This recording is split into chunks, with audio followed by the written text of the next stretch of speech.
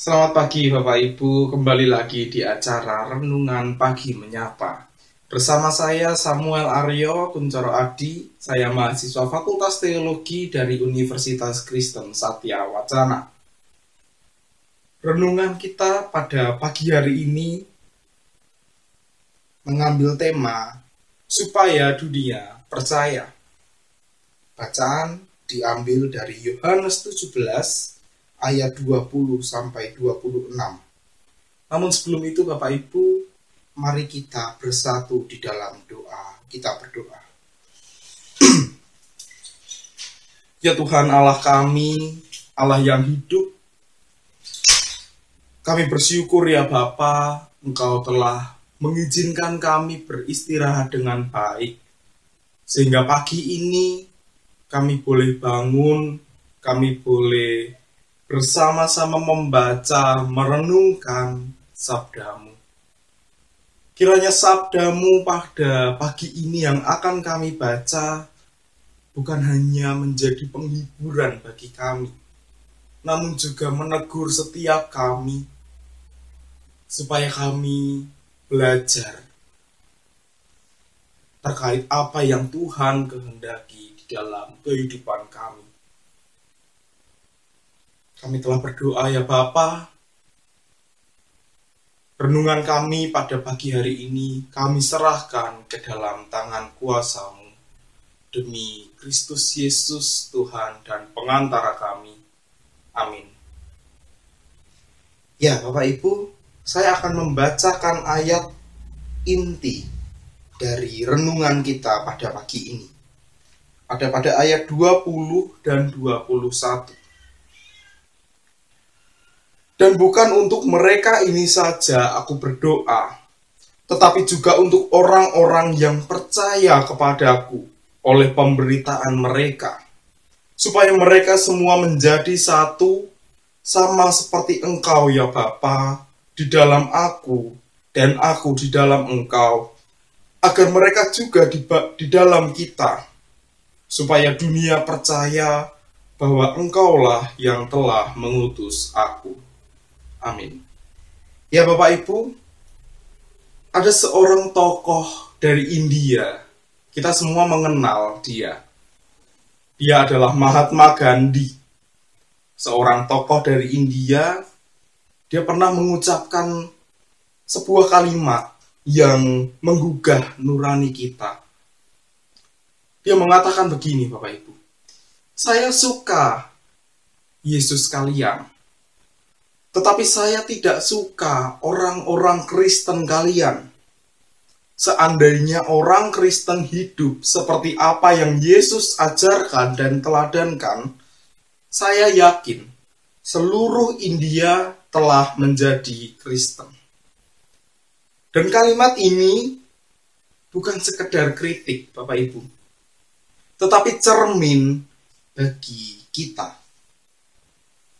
Sebuah pertanyaan besar muncul di sini.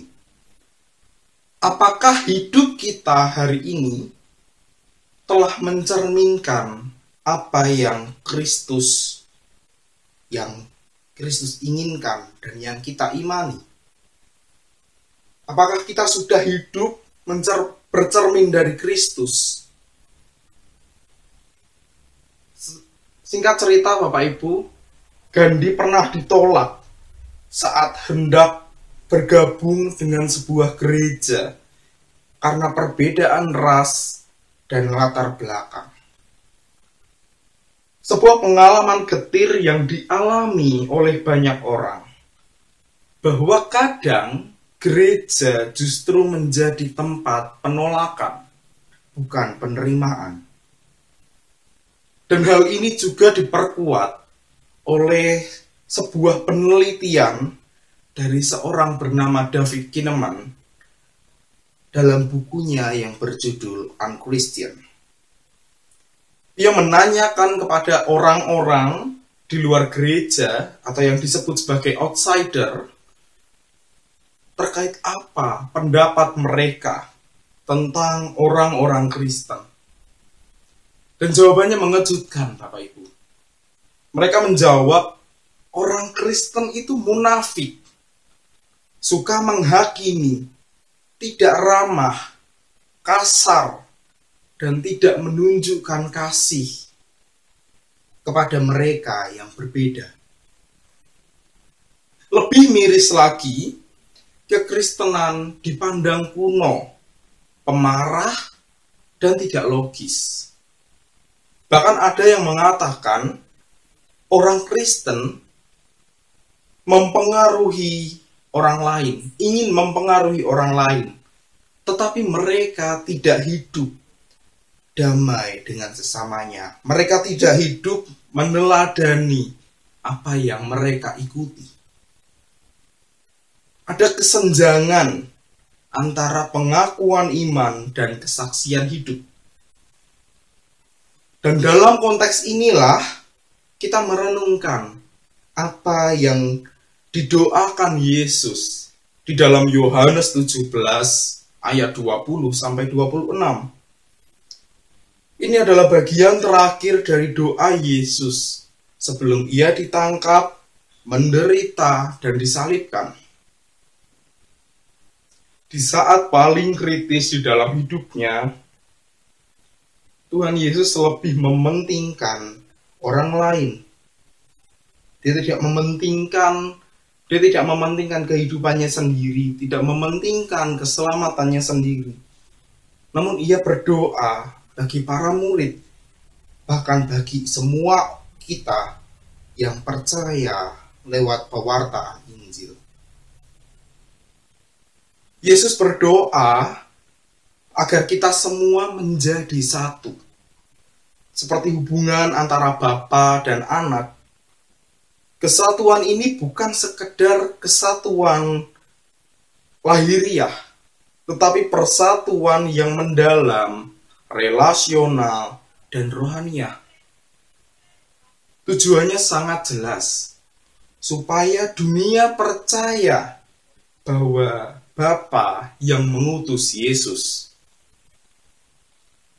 Nah, Bapak Ibu, dunia tidak akan percaya hanya karena kita memiliki liturgi yang indah, gedung gereja yang besar, atau program yang menarik. Dunia percaya ketika melihat kesatuan kita di dalam kasih dan kehidupan yang otentik. Gereja itu dipanggil untuk mewujudkan kasih Allah yang menyentuh dunia. Namun mari kita jujur, Bapak Ibu. Selama lebih dari 2000 tahun sejarah kekristenan, kita telah menyaksikan justru gereja sering terpecah. Ada banyak denominasi, dogma yang bertentangan, bahkan konflik antar umat. Gereja terjebak dalam sekat-sekat eksklusivitas, saling mencurigai, dan membangun tembok rohani yang tinggi. Bahkan di dalam hal pelayanan, kita kadang bersikap diskriminatif. Kita bantu orang, tapi harus dicek dulu nih, apakah dia anggota jemaat kita atau bukan. Jika bukan, perlakuannya berbeda. Padahal gereja seharusnya menjadi rumah bagi semua orang yang terluka, tersingkir, dan mencari kasih sejati. Kesatuan yang didoakan Yesus bukan berarti seragam. Allah tidak menghendaki semua gereja sama dalam bentuk tata ibadah atau tradisi. Makna esa di dalam Alkitab adalah kesatuan yang bersifat relasional. Seperti Bapa dan Anak yang satu di dalam kasih dan kehendak. Kita mengenal sesuatu yang disebut, istilah yang disebut unity in diversity, kesatuan di dalam keberagaman. Allah tidak menghendaki semua gereja sama. Nah, inilah yang seharusnya menjadi wajah dari gereja.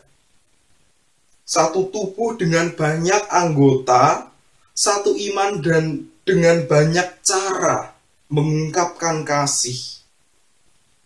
Tapi sering keberagaman justru menjadi persaingan.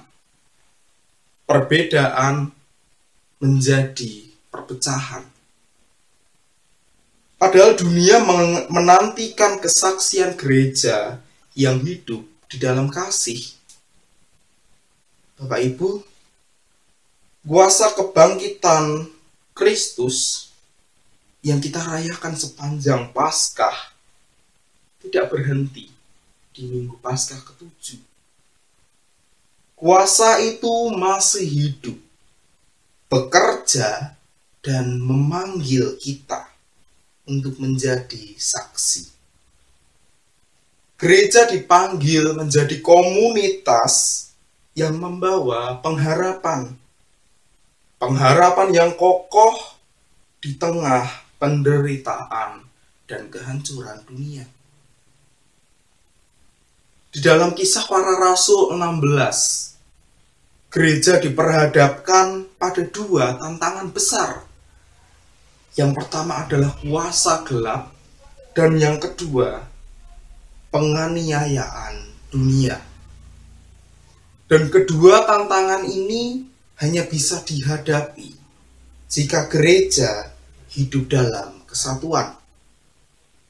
Bukan dalam kekuatan lembaga, tetapi dalam persatuan, persekutuan kasih. Karena itu, renungan kita hari ini mengajak kita untuk menghidupi doa Yesus. Bukan hanya didoakan, tetapi diwujud nyatakan. Kita perlu bertanya, apakah gereja kita menjadi tanda kesatuan tubuh Kristus? Apakah persekutuan kita menumbuhkan kasih dan bukan konflik? Dan apakah hidup kita mencerminkan pengharapan dalam kebangkitan Kristus? Nah, Bapak Ibu, tentu tugas ini bukan tugas yang mudah. Tapi bukan mustahil. Yesus sudah memberikan kita Roh Kudus, penolong yang setia. Dan dengan kekuatan Roh, kita dipanggil untuk membangun gereja yang bersahabat, berkolaborasi, dan bersinergi di dalam misi Allah. Bayangkan jika kita melihat dunia, melihat gereja yang hidup di dalam kasih dan persatuan, bukan hanya dalam kata, tetapi dalam sikap, tindakan, dan hubungan, maka dunia akan percaya. Tidak akan ada lagi kritik seperti Gandhi. Tidak akan ada lagi riset seperti yang ditulis oleh David. Yang ada hanyalah kesaksian tentang Kristus yang nyata di dalam hidup umatnya. Mari kita menjadi bagian dari jawaban doa Yesus, supaya mereka semua menjadi satu, supaya dunia percaya. Tuhan memberkati kita semua. Amin. Mari kita berdoa. Ya Allah, ya Bapa kami bersyukur atas sapaan firman-Mu, firman yang menegur kami, mengingatkan kembali kami. Kami seringkali terpecah belah, baik antar gereja, baik kami sesama umat di dalam gereja. Kami seringkali tidak menjadi satu tubuh. Kami seringkali meninggikan diri kami. Seringkali kami memprioritaskan pendapat kami. Kami belajar pagi ini ya Bapa, Engkau menegur kami. Kami belajar untuk bisa memenuhi apa yang Tuhan Yesus doakan bagi kami. Supaya kami menjadi satu, supaya dunia percaya. Bimbing kami ya Tuhan. Bimbing kami di dalam hari ini, di dalam pekerjaan kami, di dalam studi anak-anak kami. Tuhan yang menyertai, Tuhan yang membimbing dan menuntun kami. Hingga nanti malam kami boleh beristirahat. Dan besok pagi kami dapat kembali beraktivitas kembali. Allah Bapa, kami serahkan doa kami, harapan-harapan kami ke dalam tangan pengasihan-Mu. Di dalam Yesus Kristus Tuhan kami berdoa dan memohon. Amin.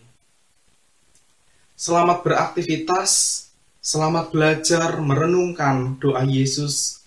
Tuhan Yesus memberkati.